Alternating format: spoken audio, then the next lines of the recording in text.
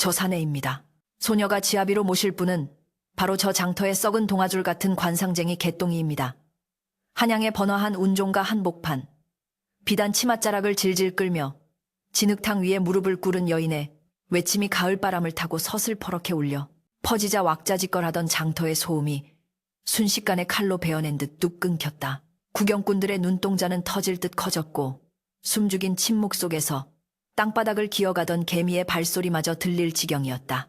여인은 명문거족 한양조씨 가문의 고명딸 조서윤이었고 그녀의 가녀린 손가락이 가리키는 곳에는 다 찌그러진 갓을 쓰고 콧물을 훌쩍이며 쭈그리고 앉아 잇몸을 드러낸 채 낄낄거리는 그야말로 개만도 못한 몰골의 사내 개똥이가 있었다.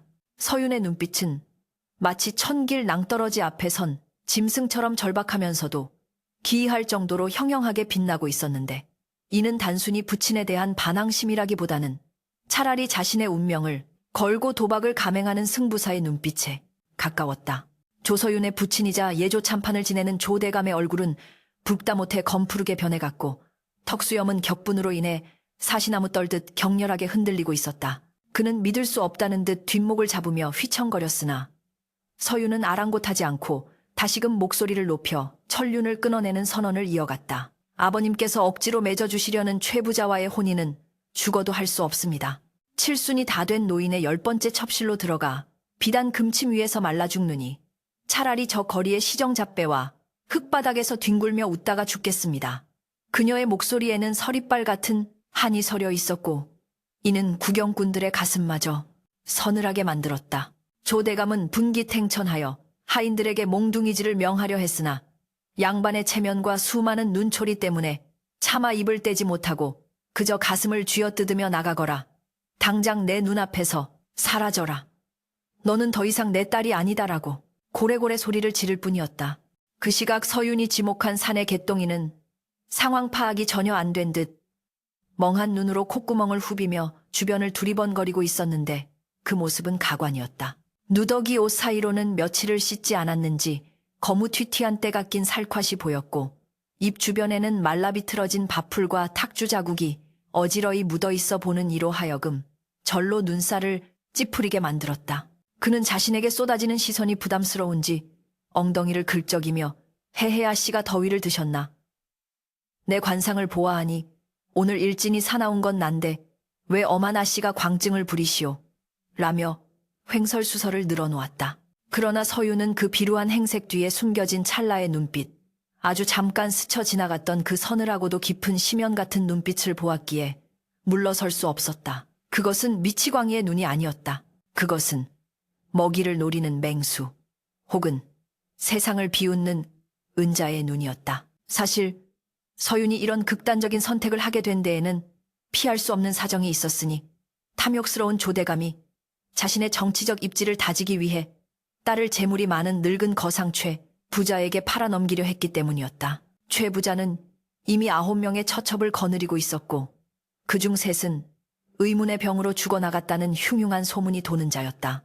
서윤은 밤마다 악몽에 시달리며 식은땀을 흘렸고 결국 스스로 목숨을 끊을지언정 그 지옥 같은 집구석으로 들어갈 수는 없다고 결심했다.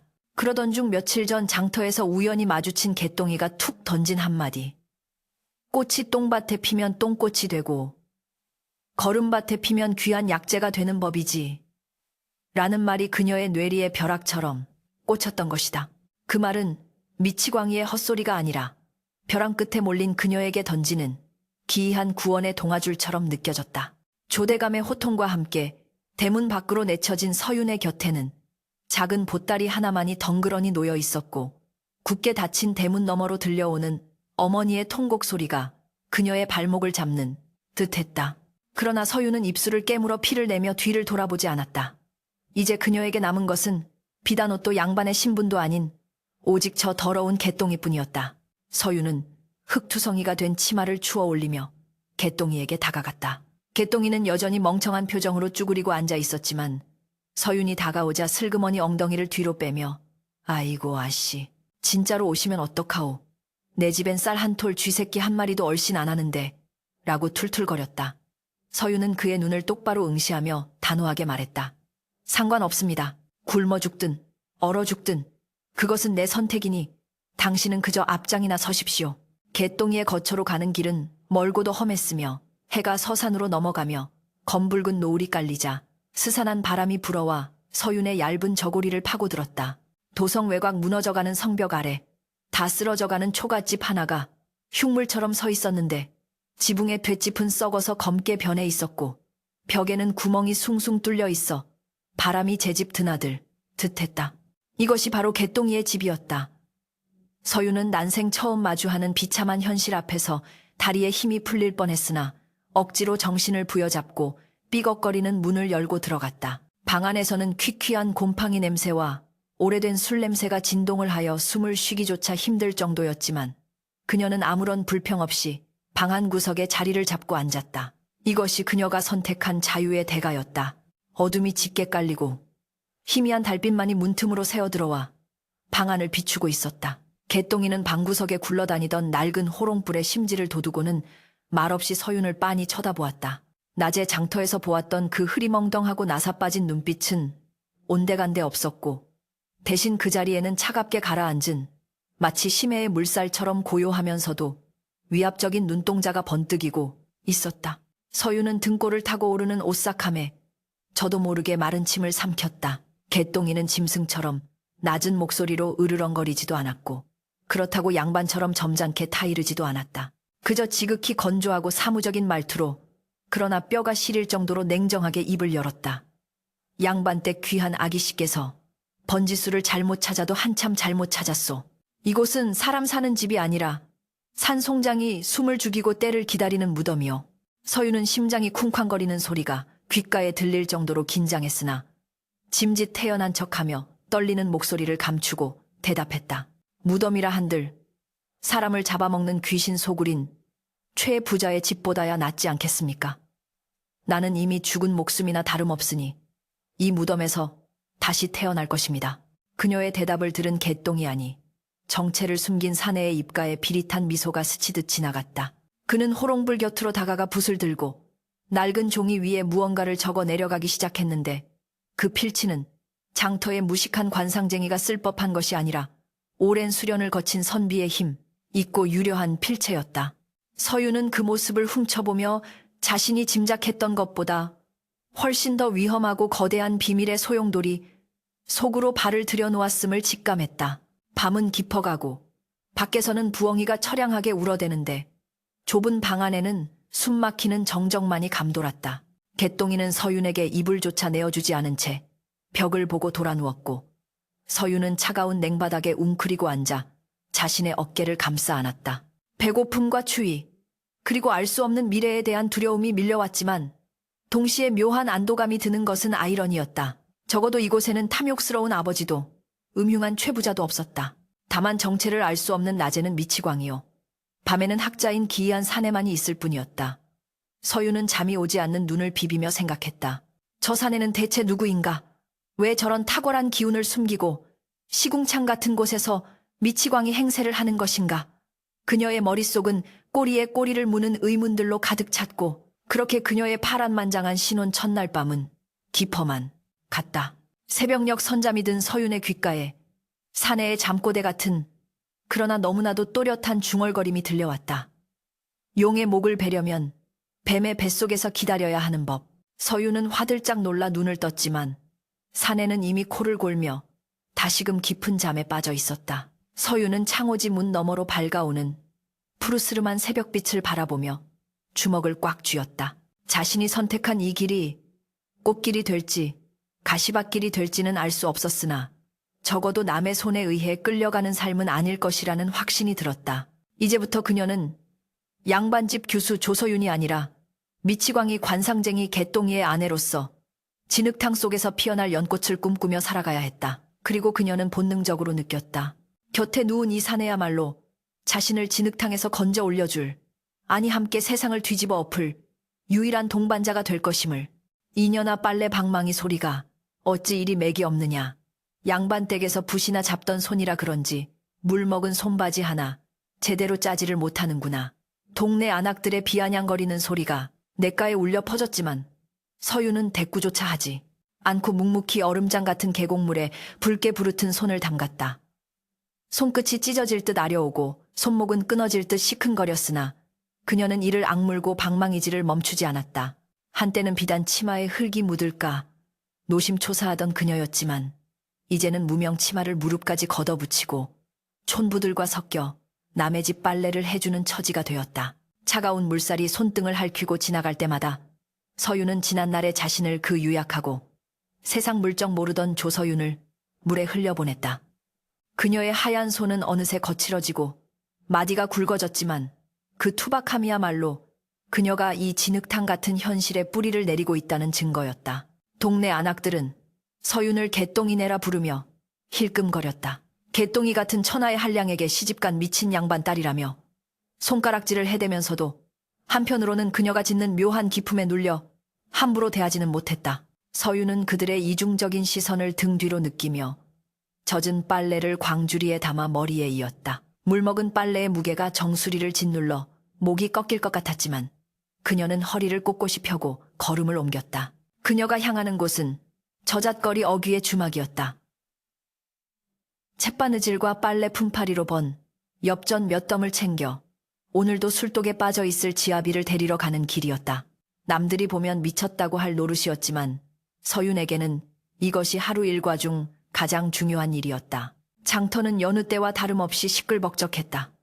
그리고 그 소란의 중심에는 언제나 개똥이가 있었다. 자자 이리들 와보시오. 내 눈은 속여도 하늘은 못 속이는 법. 자네 코끝에 붉은 점이 있는 걸 보니 오늘 밤 마누라한테 바가지 좀 긁히겠구만. 개똥이는 멍석 위에 아무렇게나 주저앉아 지나가는 행인들을 붙잡고 되지도 않는 소리를 짓거리고 있었다. 사람들은 그를 비웃으며 흙을 뿌리거나 먹다 남은 엿을 던져주었고 개똥이는 그것을 넙죽 받아먹으며 헤헤거렸다. 그 꼴을 지켜보는 서윤의 가슴 한구석이 묵직하게 조여왔다. 저 사내는 어찌하여 저토록 철저하게 자신을 망가뜨리는 것인가? 단순히 미치광이 흉내를 내는 것이라고 하기에는 그 연기가 너무나도 자연스럽고 처절했다. 서윤이 군중을 헤치고 다가가자 개똥이는 개슴츠레한 눈을 뜨며 그녀를 알아보았다. 어이쿠, 우리 마누라 오셨네. 오늘은 또 어디서 뼈가 빠지게 일하다 오셨나? 내 이럴 줄 알았으면 어제 꿈자리가 사납다고 일러두는 건데. 그는 짐짓 너스레를 떨며 서윤의 광주리를 받아들려 했으나 서윤은 차갑게 고개를 저으며 그의 소매를 잡아 끌었다. 일어나십시오. 해가 중천을 넘어 서산에 걸렸는데 언제까지 여기서 광대 노릇을 하실 겁니까? 서윤의 목소리에는 서슬퍼런 위엄이 서려 있었고 구경꾼들은 순간 쥐 죽은 듯 조용해졌다. 개똥이는 짐짓 찔끔하는 척하며 자리에서 일어났지만 그 와중에도 지나가던 포목점 주인을 향해 툭 한마디를 던지는 것을 잊지 않았다. 이 김씨. 자네 가게 뒤편 창고 문단속 잘하게. 쥐새끼가 쌀만 훔쳐먹는 게 아니라 불씨도 물어오는 법이니. 김씨는 재수없는 소리 하지 말라며 침을 쾌뱉었지만 개똥이는 그저 킬킬거리며 서윤에게 끌려갔다. 집으로 돌아오는 길 두 사람 사이에는 어색한 침묵만이 흘렀다. 개똥이는 앞서 걷는 서윤의 뒷모습을 물끄러미 바라보았다. 고운 비단옷 대신 낡은 무명옷을 입고 머리에는 비녀 대신 나무 꼬챙이를 꽂은 채 묵묵히 걸어가는 그녀의 모습에서 기이한 단단함이 느껴졌다.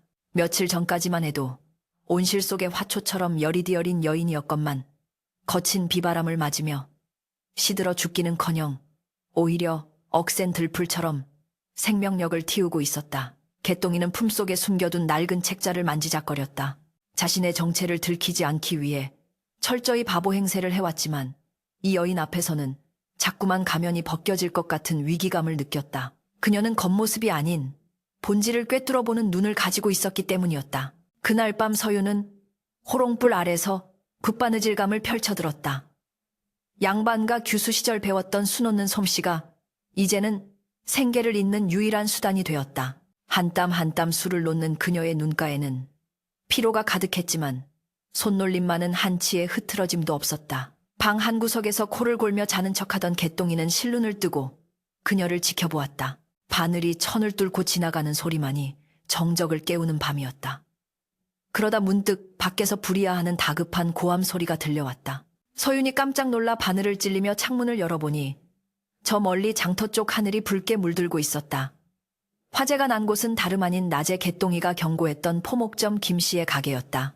서유는 멍하니 불타오르는 하늘을 바라보다가 천천히 고개를 돌려 개똥이를 보았다. 그는 여전히 코를 골며 자고 있었지만 이불을 덮은 그의 등은 미세하게 떨리고 있었다. 서윤의 뇌리에 낮에 그가 던졌던 말이 스쳐 지나갔다. 쥐새끼가 불시도 물어오는 법이니 그것은 단순한 우연이었을까? 아니면 취중진담을 가장한 예지였을까?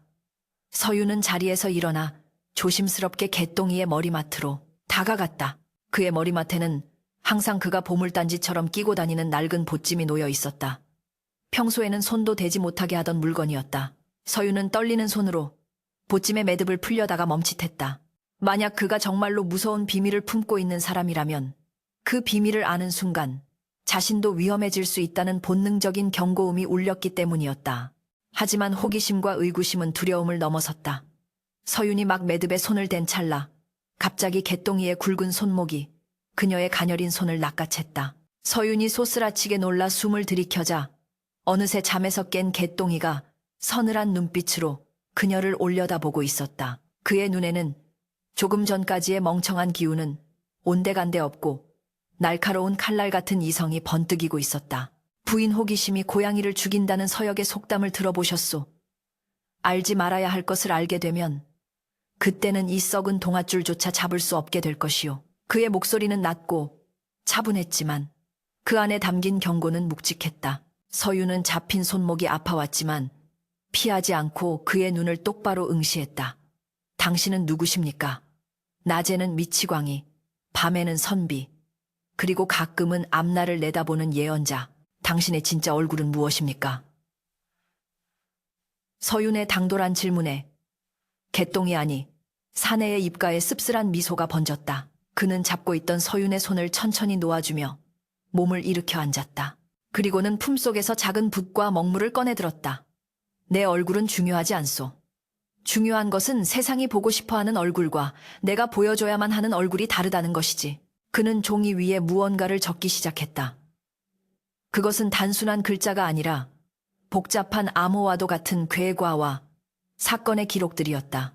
개똥이는 붓을 멈추지 않고 말을 이었다. 오늘 포목점에 불이 난 것은 쥐새끼 짓이 아니오. 누군가 고의로 불을 지르고 쥐의 소행으로 위장하려 한 것이지. 나는 그저 바람의 냄새와 타타 들어가는 기름 냄새, 그리고 김씨를 노리는 자들의 살기를 읽었을 뿐이오.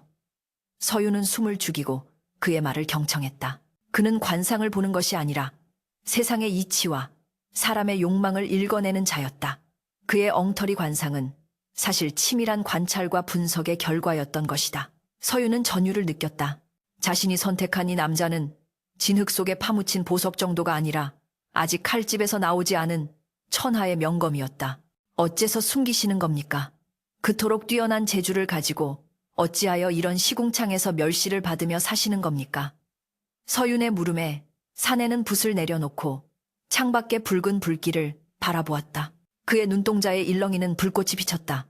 아직은 때가 아니기 때문이요. 용이 승천하려면 비바람을 기다려야 하고 범이 사냥하려면 숨을 죽여야 하는 법. 지금 내가 고개를 들면 나뿐만 아니라 내 주변의 모든 것이 잿더미가 될 것이요. 당신까지 포함해서 말이요. 그의 말끝에는 깊은 슬픔과 고독이 묻어 있었다. 서유는 그제야 알 수 있었다. 그가 왜 자신을 그토록 밀어내려 했는지. 왜 첫날 밤 자신에게 이곳이 무덤이라 했는지. 그는 홀로 거대한 적과 싸우기 위해 칠흑 같은 어둠 속에 몸을 숨기고 있었던 것이다. 서유는 말없이 바느질하던 천을 들어 그의 어깨에 덮어주었다. 저는 무덤이 두렵지 않습니다. 당신이 기다리는 그 비바람이 몰아칠 때 제가 당신의 우산이 되어드리지요. 그러니 저를 밀어내지 마십시오. 서윤의 따뜻한 손길이 닿자 사내에 굳어있던 어깨가 미세하게 풀렸다. 그는 한참 동안 서윤을 바라보다가 다시 붓을 들어 종이 한 구석에 작은 글귀를 적어 넣었다. 연꽃은 진흙을 탓하지 않고 오히려 그 진흙을 양분 삼아 꽃을 피운다. 그것은 서윤을 향한 그의 첫 번째 진심이자 인정이었다. 다음 날 아침, 개똥이는 다시 콧물을 흘리는 바보로 돌아가 있었고 서윤은 아무 일도 없었다는 듯 빨래 광주리를 이고 집을 나섰다. 그러나 두 사람 사이에는 보이지 않는 끈이 단단하게 묶여 있었다. 마을 사람들은 여전히 그들을 비웃고 손가락질했지만 서유는 더 이상 부끄럽지 않았다.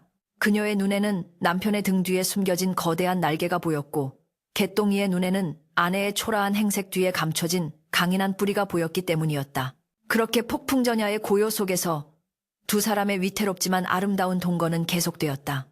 하지만 운명은 그들을 가만히 내버려 둘 생각이 없는 듯 마을 어귀에서부터 심상치 않은 말발굽 소리가 들려오고 있었다. 그것은 곧 닥쳐올 피비린내 나는 사건의 전주곡이었다. 아이고, 내 아들 돌석이가 사람을 죽이다니요. 이건 모함입니다. 하늘이 알고 땅이 아는 억울함입니다. 요 찢어질 듯한 비명소리가 고요하던 아침 장터를 피비린내 나는 아수라장으로 만들었다.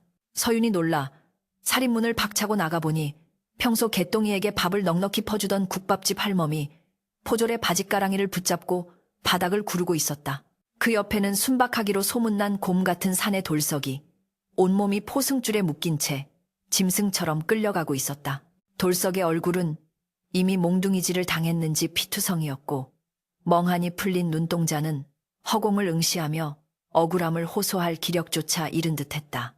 마을 사람들은 웅성거리며 주위를 둘러쌌지만 서슬퍼런 포졸들의 창끝이 두려워 누구 하나 나서서 거드는 이가 없었다. 포졸들을 이끄는 자는 관아의 이방이었는데 그의 뱀 같은 눈초리는 이미 돌석을 범인으로 확정짓고 사건을 빨리 마무리하려는 기색이 역력했다. 서윤의 심장이 쿵 내려앉았다. 돌석은 며칠 전 굶고 있던 서윤에게 몰래 주먹밥을 쥐어주며 색시 힘내시오. 개똥이 형님이 저래 보여도 속정은 깊은 사람이요. 라고 위로해주던 착한 청년이었다. 그런 그가 살인이라니 말도 안 되는 일이었다. 서윤이 발을 동동 구르며 어찌할 바를 모르고 있을 때 뒤에서 느릿한 하품 소리가 들려왔다. 아함, 아침부터 웬 구판이 벌어졌나. 굿이나 보고 떡이나 얻어먹으려 했더니 떡 대신 피냄새가 진동을 하는구만. 개똥이었다. 그는 부스스한 머리를 극적이며 느긋하게 걸어 나왔지만 서윤은 보았다. 헐렁한 바지춤을 추스르는 그의 손등에 파랗게 핏줄이 솟아있음을, 그리고 장난기 어린 눈웃음 뒤에 감춰진 동공이 마치 사냥감을 포착한 매처럼 날카롭게 번뜩이고 있음을. 사건의 전말은 이러했다. 고을에서 악명 높은 고리대금업자 왕씨가 간밤에 돌석의 국밥집 뒷골목에서 싸늘한 시신으로 발견된 것이다. 왕씨의 가슴에는 돌석이 평소 고기를 다질 때 쓰던 식칼이 꽂혀 있었고 품속에서는 왕씨가 돌석에게 빌려준 돈을 독촉하는 차용증이 발견되었다. 모든 정황이 돌석을 범인으로 지목하고 있었다. 이방은 으름장을 놓으며 소리쳤다. 증거가 명백하고 흉기가 확실한데 무슨 놈의 억울함이냐. 내 놈이 빚 독촉을 견디다 못해 홧김에 찌른 것이 아니더냐. 돌석은 피 섞인 침을 뱉으며 고개를 저었지만 이미 죄인 취급을 받는 마당에 그의 변명은 허공에 흩어질 뿐이었다. 국밥집 할멈은 실신하여 거품을 물고 쓰러졌고 분위기는 험악하게 돌아갔다. 그때 군중을 헤치고 비틀비틀 걸어 나온 개똥이가 시신 덮어놓은 멍석자락을 툭 걷어찼다. 어이쿠, 이게 누구야? 저승길 노잣돈 뜯으러 다니던 왕씨. 양반 아니시오. 관상을 보아하니 명줄이 굵어 벽에 똥칠할 때까지 살 줄 알았더니 객사를 하셨네 그려. 포졸들이 기겁하며 개똥이를 밀쳐내려 했지만 그는 미꾸라지처럼 요리조리 피하며 시신 곁으로 바짝 다가갔다. 어허, 이 양반들아. 죽은 사람은 말이 없지만 죽은 사람 얼굴은 산 사람보다 더 많은 말을 하는 법이라오. 어디 보자.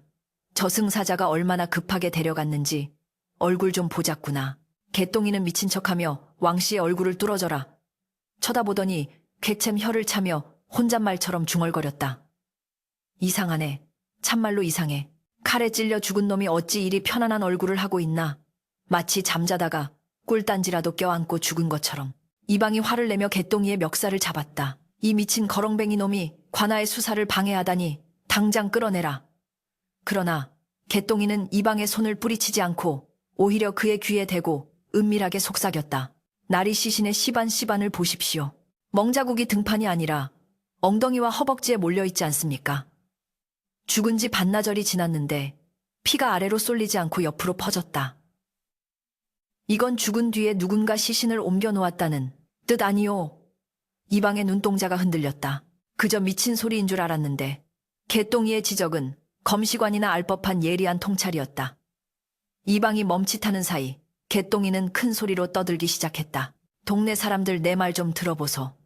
이 왕씨 양반 칼에 찔려 죽은 게 아니라 복상사를 한 게 분명하오. 얼굴에 붉은 기운이 남아있고 입가에 침이 고인 꼴을 보아하니 색을 탐하다가 기운이 빠져 죽은 게지. 그런데 누군가 이미 죽은 시체에 칼을 꽂아놓고 죄 없는 돌석이한테 뒤집어 씌운 게야.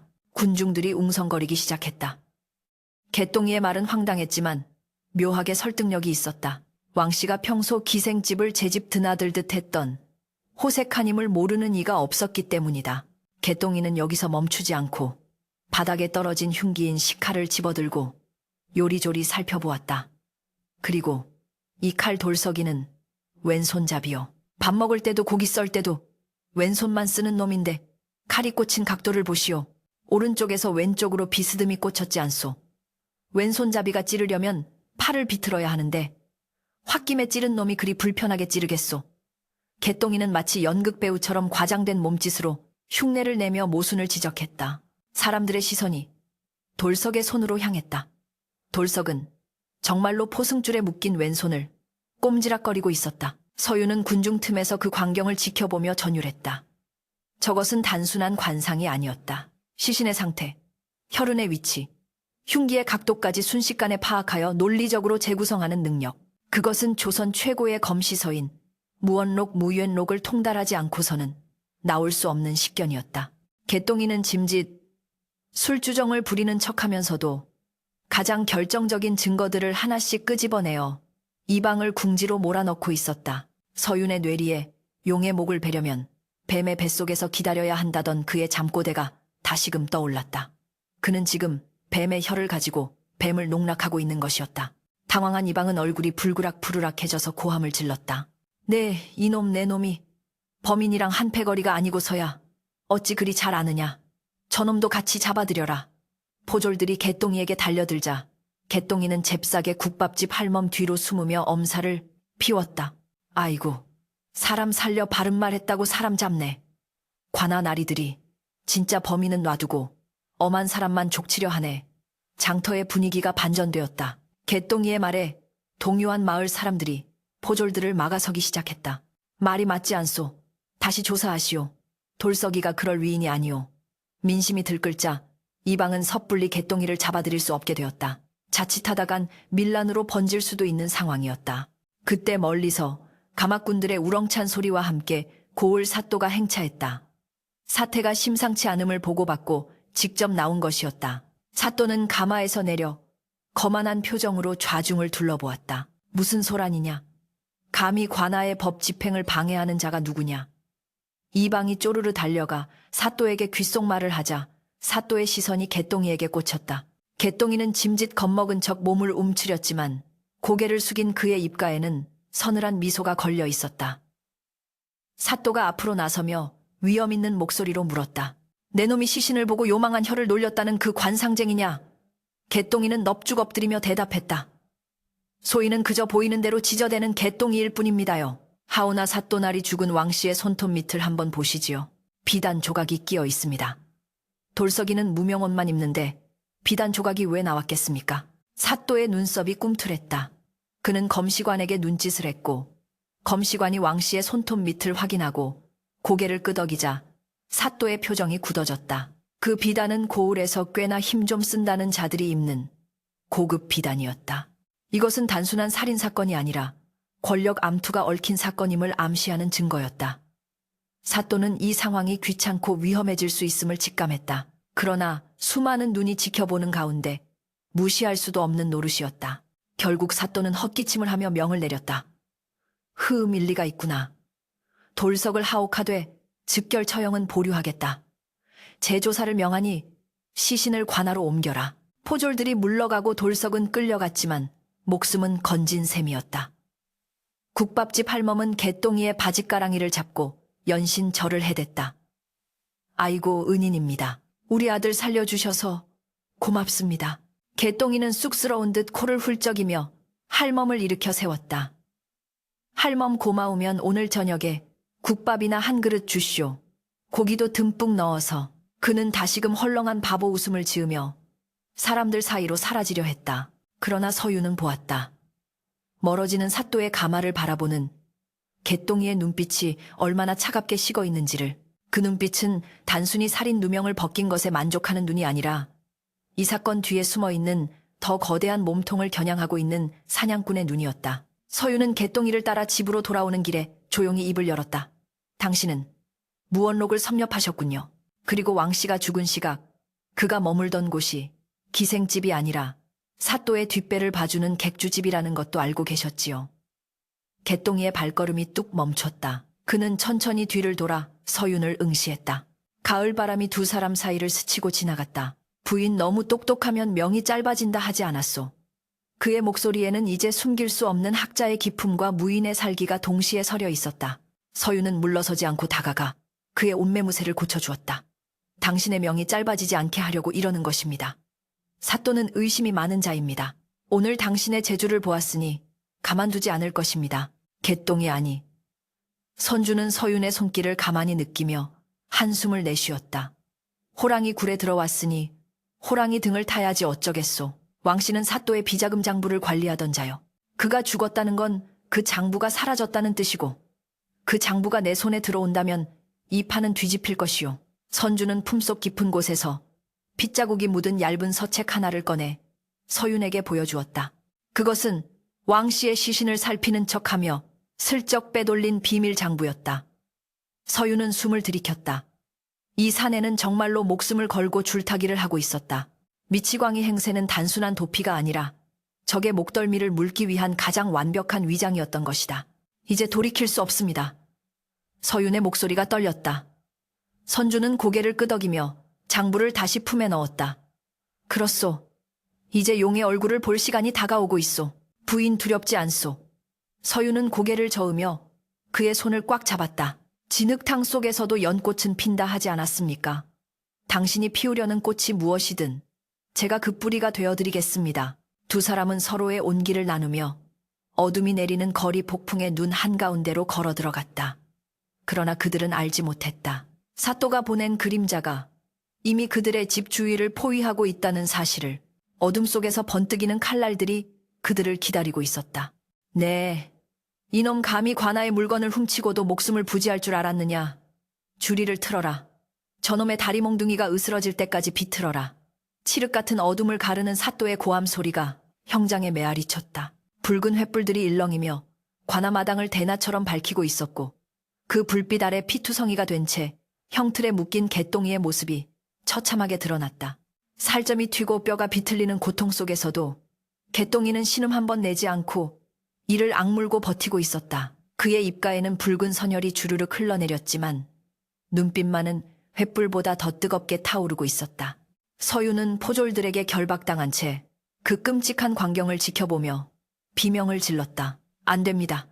그분은 죄가 없습니다. 멈추십시오. 제발 멈추십시오. 그녀의 절규는 매정한 곤장 소리에 묻혀 공허하게 흩어졌다. 사건은 순식간에 벌어졌다.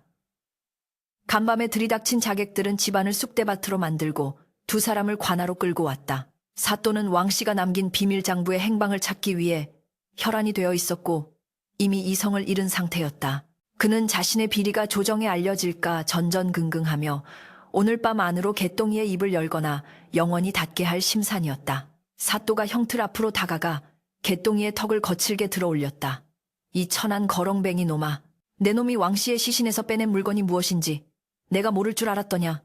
지금이라도 그 장부를 내놓고 내 발바닥을 핥는다면 목숨만은 살려주마. 사또의 얼굴은 탐욕과 살기로 일그러져 추악하기 그지없었다. 개똥이는 피 섞인 침을 사또의 얼굴에 촤뱉었다. 더러운 놈, 내 놈의 발바닥을 핥느니 차라리 똥통에 빠져 죽겠다. 백성의 고혈을 빨아먹은 그 장부가 내 놈의 저승길 티켓이 될 줄은 몰랐더냐. 사또는 모욕감에 치를 떨며 칼을 뽑아들었다. 이놈이 죽고 싶어 환장을 했구나. 내 직접 내 놈의 목을 베어 저잣거리에 효수하리라. 사또의 서슬퍼런 칼날이 개똥이의 목을 겨누는 절체절명의 순간이었다. 그때였다. 멈춰라. 그 칼을 거두지 못할까. 형장 입구에서 천지를 뒤흔드는 우렁찬 호통 소리가 들려왔다. 모두의 시선이 그곳으로 쏠렸다. 낡은 갓을 쓰고 다 해진 도포를 입은 한 노인이 지팡이를 짚고 서 있었다. 겉보기엔 초라한 행색이었으나 그에게서 뿜어져 나오는 기세는 범상치 않았다. 사또는 코웃음을 쳤다. 웬 미친 늙은이가 제 발로 죽으러 왔구나. 저놈도 당장 잡아들여라. 포졸들이 노인에게 달려들려 하자 노인은 품속에서 둥글고 묵직한 물건을 꺼내 높이 치켜들었다. 횃불빛을 받아 번쩍이는 그것은 바로 5마리의 말이 새겨진 마패 마파였다. 암행어사 출두요. 암행어사 출두요. 어둠 속에 숨어있던 역졸들이 일제히 쏟아져 나오며 관할을 포위했다. 상감마마의 어명을 받들라 부패한 탐관오리와 그 무리를 포박하라. 청천벽력 같은 상황에 사또는 칼을 떨어뜨리고 사시나무 떨듯 떨며 주저앉았다. 관아는 순식간에 아수라장이 되었고 득에양양하던 이방과 포졸들은 혼비백산하여 도망치려다 역졸들에게 제압당했다. 서유는 멍하니 그 광경을 바라보았다. 이것이 꿈인가? 생시인가? 그때 마패를 든 노인이 성큼성큼 형틀 앞으로 걸어와 개똥이에게 정중히 허리를 굽혔다. 도련님, 늦게 도착하여 송구하옵니다. 옥체는 보전하셨는지요? 도련님. 서윤의 눈이 휘둥그레졌다. 개똥이 아니 형틀에 묶인 사내는 고통을 참으며 천천히 고개를 들었다. 역졸들이 급히 밧줄을 풀어주자 그는 비틀거리는 몸을 일으켜 세웠다. 피투성이가 된 몸이었지만 그가 일어서는 순간 주변의 공기가 바뀌었다. 굽어있던 등은 대나무처럼 꼿꼿해졌고 장난기 가득하던 눈매는 서리빨처럼 차가워졌다. 그는 떨고 있는 사또 앞으로 걸어갔다. 한 걸음 한 걸음 옮길 때마다 그에게서 뿜어져 나오는 위압감에 사또는 뒷걸음질치다 바닥에 엉덩방아를 두섰다. 나를 보거라. 내 얼굴이 기억나지 않느냐. 개똥이의 목소리는 더 이상 시정잡배의 것이 아니었다. 그것은 학식과 권위를 갖춘 양반의, 아니 그보다 더 높은 곳에 있는 자의 목소리였다. 그는 품속 깊은 곳에서 피에 젖은 낡은 신분패 하나를 꺼내 사또의 눈앞에 들이밀었다. 패에는 홍문관 대제학 이신원의 자 이선준 리샨준이라는 글자가 선명하게 새겨져 있었다. 사또의 눈동자가 공포로 확장되었다. 이신원 대감이라면 10년 전 영모로 몰려 멸문지화 당한, 그렇다. 나는 내 놈과 영의정 김대감이 조작한 거짓 영모로 억울하게 죽은 이신원의 아들 이선준이다. 선준의 목소리가 형장을 울렸다. 10년 전 충신이었던 그의 아버지는 조정의 간신들에게 모함을 받아 역적으로 몰려 죽임을 당했다. 당시 어린 선준은 기적적으로 탈출하여 개똥이라는 이름으로 신분을 숨기고 10년간 똥밭을 구르며 복수의 칼날을 갈아왔던 것이다. 그는 전국을 떠돌며 아버지의 누명을 벗길 증거를 수집했고 마침내 이곳에서 결정적인 증거인 왕씨의 장부를 손에 넣은 것이었다. 암행어사로 나타난 노인은 선준 아버지의 옛 벗이자 선준과 비밀리에 내통해 오던 조정의 충신이었다. 선준은 품에서 피 묻은 장부를 꺼내 암행어사에게 건넸다. 여기 이 고을 사또가 조정의 간신들에게 뇌물을 상납하고 백성들을 수탈한 모든 기록이 담겨 있습니다. 그리고 10년 전 제 아버지를 모함했던 자들과 내통한 서신들도 포함되어 있지요.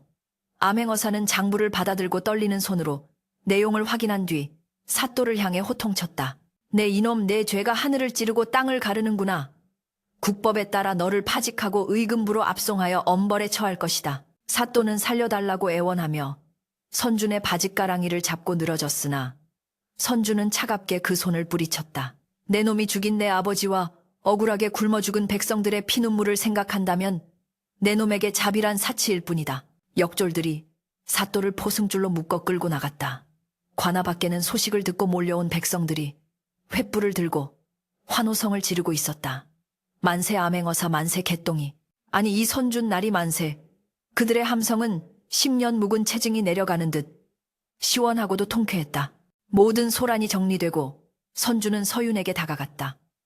서윤은 멍하니 서서 눈물만 흘리고 있었다.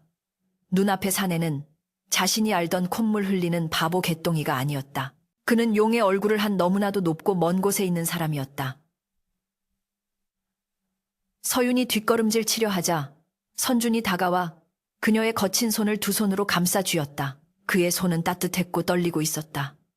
미안하오 부인. 진작 말하지 못한 나를 용서하시오. 당신을 위험에 빠뜨리지 않기 위해 침묵할 수밖에 없었소. 선준의 눈에 고인 물기는 그가 겪어온 10년 세월의 고독과 슬픔을 말해주고 있었다. 서유는 눈물을 닦으며 미소 지었다. 원망하지 않습니다.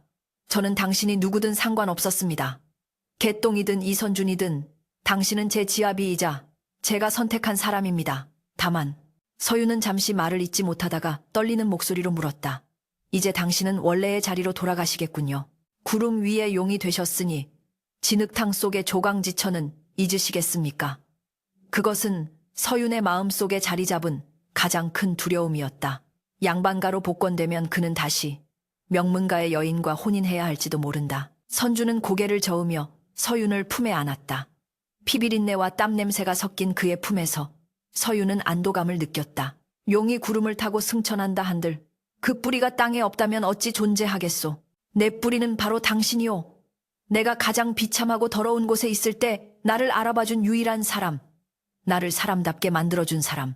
당신이 없는 부귀 영화는 내게 또 다른 지옥일 뿐이오. 선준의 고백은 밤하늘의 별보다 더 영롱하게 서윤의 가슴에 박혔다. 그날 밤 관아의 객사에서 치료를 받은 두 사람은 나란히 앉아 창밖의 달을 바라보았다. 10년의 한을 풀고 누명을 벗고 악인을 처단한 밤이었다. 그러나 선준의 표정은 마냥 기쁘지만은 않았다. 이제 조정으로 올라가야 하오. 아버님의 명예를 회복하고 썩어빠진 정치를 바로잡으라는 어명이 있을 것이오. 하지만 나는 두렵소. 또다시 권력의 소용돌이 속에 휘말려 당신을 잃게 될까봐. 서유는 조용히 그의 어깨에 머리를 기대었다. 두려워 마십시오. 험한 파도도 함께 넘었는데 잔물결쯤이야 어찌 못 넘겠습니까? 당신이 가는 길이 어디든 저도 함께 갈 것입니다.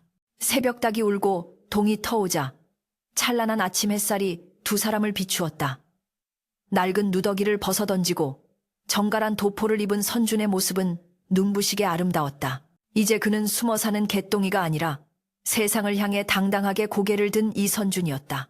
그리고 그 옆에는 그보다 더 단단하고 아름다운 여인 조서윤이 서 있었다. 고을 사람들은 그들의 뒷모습을 보며 수군거렸다. 진흙 속에서 용이 나왔다더니 그 말이 딱 맞네 그려. 하지만 그들은 몰랐다. 용을 깨운 것은 바로 그 옆에 핀 한 송이 연꽃이었다는 것을. 폭풍은 지나갔고 이제 그들에게는 새로운 세상이 기다리고 있었다. 그러나 그것은 권력의 정점이 아니라 그들이 진정으로 꿈꾸던 소박하고 평화로운 삶을 향한 여정의 시작이었다. 그대의 공이 지대하니 내 그대에게 이조 참판의 직을 제수하고 한양의 저택을 하사하노라. 이제 조정으로 돌아와 짐의 곁에서 그 비상한 재주를 펼쳐보라. 도성, 한복판, 웅장한 근정전의 어좌 위에서 임금의 목소리가 쩌렁쩌렁하게 울려 퍼졌다. 10년 묵은 억울함이 눈 녹듯 사라지고 가문의 명예가 드높게 회복되는 순간이었다. 만조백관이 숨을 죽이고 머리를 조아리는 가운데 비단 관복을 차려입은 이선주는 천천히 고개를 들었다. 그러나 그의 눈빛은 권력의 정점을 향한 욕망으로 불타오르는 대신 깊은 산속의 옹달샘처럼 맑고 고요했다. 그는 엎드려 절을 올린 뒤 떨리지만 단호한 목소리로 입을 열었다. 전하성은이 망극하옵니다. 하오나 소신은 이미 흙먼지 속에서 너무나 많은 것을 보았습니다. 용의 얼굴을 보자 하는 신하보다는 흙투성이 아이들의 눈망울을 들여다보는 스승으로 남고 싶사옵니다. 부디 이 미천한 신의 청을 거두어 주시옵소서. 임금은 잠시 침묵했다. 권력을 쫓아 불나방처럼 모여드는 이들만 보아왔던 군주에게 스스로 권좌를 마다하고 야인으로 돌아가겠다는 선준의 결단은 신선한 충격이었다. 이내에 임금의 입가에 옅은 미소가 번졌다. 허허, 과연 그 아비의 그 아들이로다. 진흙 속에서 피어난 연꽃을 궁궐의 화병에 가두려 했던 짐의 생각이 짧았다. 가거라. 가서 네가 꿈꾸는 세상을 작게나마 일구어 보거라. 선준이 물러나오자 궁궐 문 밖에서 그를 기다리던 서윤이 환하게 웃으며 그를 맞이했다. 화려한 당에 대신 소박한 무명옷을 입고 있었지만 그녀의 미소는 그 어떤 왕비보다 아름다웠다. 두 사람은 말없이 서로의 손을 맞잡았다. 그 맞잡은 손의 온기야말로 그들이 지켜낸 가장 큰 전리품이었다. 그로부터 3년 후 경기도 양평의 어느 한적한 산골 마을. 아침 햇살이 거치지 않은 안개를 뚫고 초가집 마당을 비추고 있었다. 하늘 천땅지 거물 현누를 황. 아이들의 낭낭한 글, 읽는 소리가 대나무 숲을 흔들며 퍼져나갔다. 낡았지만 정갈하게 쓸고 닦은 서당 마루에는 선준이 아이들에게 둘러싸여 있었다. 그는 더 이상 콧물을 흘리는 개똥이가 아니었지만 아이들 앞에서는 여전히 우스꽝스러운 표정을 지으며 어려운 경전을 재미난 옛날 이야기처럼 풀어내고 있었다. 얘들아, 거물현이 단순히 색깔이 검다는 뜻이 아니다. 밤하늘이 깜깜해도 그 안에 수많은 별을 품고 있듯이 깊고 오묘한 이치를 뜻하는 게야. 사람 마음도 마찬가지란다. 겉으로 보기엔 시커먼 숫덩이 같아도 그 안에는 다이아몬드 같은 빛이 숨어 있을 수 있는 법이지. 아이들은 눈을 반짝이며 스승의 말에 귀를 기울였다. 부엌에서는 서윤이 구수한 된장찌개를 끓이며 그 소리를 듣고 있었다. 장작불이 타닥타닥 타오르는 소리와 아이들의 웃음소리가 어우러져 세상에서 가장 평화로운 음악을 만들어냈다. 그녀의 손은 여전히 거칠었고 얼굴에는 볕에 그을린 자국이 남았지만 그녀의 표정에는 그늘 한 점 없는 평온함이 깃들어 있었다. 한때는 하인들이 차려주는 밥상에 앉아 투정을 부리던 철없는 규수였으나 이제는 직접 텃밭을 일구고 밥을 짓는 촌부의 삶이 더없이 소중했다. 그녀는 솥뚜껑을 열고 맛을 보며 중얼거렸다. 이 맛이지. 비단 이불 속에서 먹던 사내 진미보다 땀 흘린 뒤 서방님과 마주 앉아 먹는 보리밥이 훨씬 달아. 그때 살인문 밖에서 낯선 인기척이 들려왔다. 서윤이 고개를 내밀어 보니 화려한 가마 한 채가 좁은 산길을 힘겹게 올라오고 있었다. 가마에서 내린 이는 다름 아닌 서윤의 친정아버지 조대감이었다. 3년 전 딸을 매몰차게 내쫓았던 그는 이제 백발이 성성한 노인이 되어 있었다. 조대감은 딸이 사는 초라한 초가집과 흙바닥에서 아이들과 뒹구는 사위 선준을 보며 망연자실한 표정을 지었다. 그는 딸이 굶어 죽거나 거렁뱅이가 되었을 거라 생각했지. 이토록 당당하고 평화롭게 살고 있을 줄은 꿈에도 몰랐던 것이다. 서윤은 흙 묻은 손을 앞치마에 닦으며 아버지에게 다가갔다. 오셨습니까, 아버지? 원망도 분노도 없는 그저 담담한 인사였다. 조대감은 떨리는 손으로 딸의 거친 손을 잡으려다 멈칫했다. 자신의 비단 옷소매가 딸의 무명옷에 비해 너무나 부끄럽게 느껴졌기 때문이었다. 서윤아, 내 딸 서윤아, 네가 이 꼴을 하고, 아니, 이리 살고 있었구나. 조대감의 눈시울이 붉어졌다.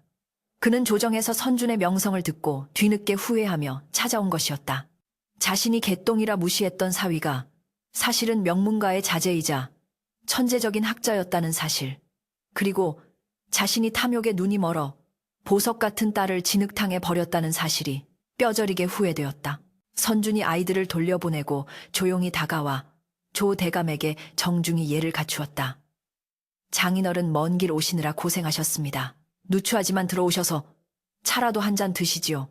방 안에 마주 앉은 세 사람 사이에는 차 향기보다 진한 침묵이 흘렀다.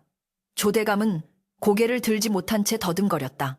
자네, 아니 이 서방, 내가 눈이 멀었었네. 겉모습만 보고 사람을 판단하고 재물만 탐하다가 천륜을 저버렸어. 이제라도 다시 한양으로 가서 내 집에서 편안히 살면 안 되겠는가. 아버지의 제안에 서유는 고개를 저으며 찻잔을 내려놓았다. 아버지, 저는 지금이 가장 행복합니다. 아버지가 주시려던 비단 옷은 제 몸을 감쌀 수는 있어도 제 마음을 따뜻하게 하지는 못했습니다. 하지만 이곳의 거친 무명옷은 제 마음을 지켜줍니다. 그리고 무엇보다 서유는 선준을 바라보며 미소 지었다. 제 곁에는 제 진짜 모습을 봐주는 사람이 있습니다. 그거면 충분합니다. 선준 역시 부드럽지만 단호하게 거절했다. 장인어른 사람의 행복은 높은 관직이나 넓은 기와집에 있는 것이 아닙니다. 저는 이곳에서 아이들에게 글이 아닌 사람이 되는 법을 가르치고 아내와 함께 흙냄새를 맡으며 사는 것이 더 좋습니다. 부디 저희를 이대로 지켜봐 주십시오. 조대감은 두 사람의 굳건한 눈빛을 보며 깨달았다. 자신이 평생 쫓았던 부와 명예가 사실은 신기루에 불과했음을, 그리고 진짜 행복은 바로 이 작고 초라한 방 안에 가득 차 있음을. 그는 눈물을 훔치며 자리에서 일어났다. 그래, 알겠다. 못난 아비보다 너희가 훨씬 낫구나. 부디 행복하게 살아라. 돌아가는 조대감의 뒷모습은 쓸쓸해 보였지만 그 발걸음은 올 때보다 한결 가벼워 보였다. 해가 저물고 마을에는 저녁 연기가 피어올랐다.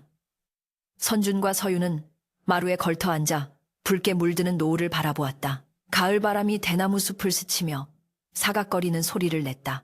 마을 사람들이 하나둘씩 찾아와 마당에 멍석을 깔고 앉았다. 선생님, 우리 집 암소가 새끼를 낳으려는데 순산을 할지 좀 봐주이소. 이복의 개똥이. 아니 훈장님, 우리 아들놈이 장가를 가려는데 처자 관상 좀 봐주구려.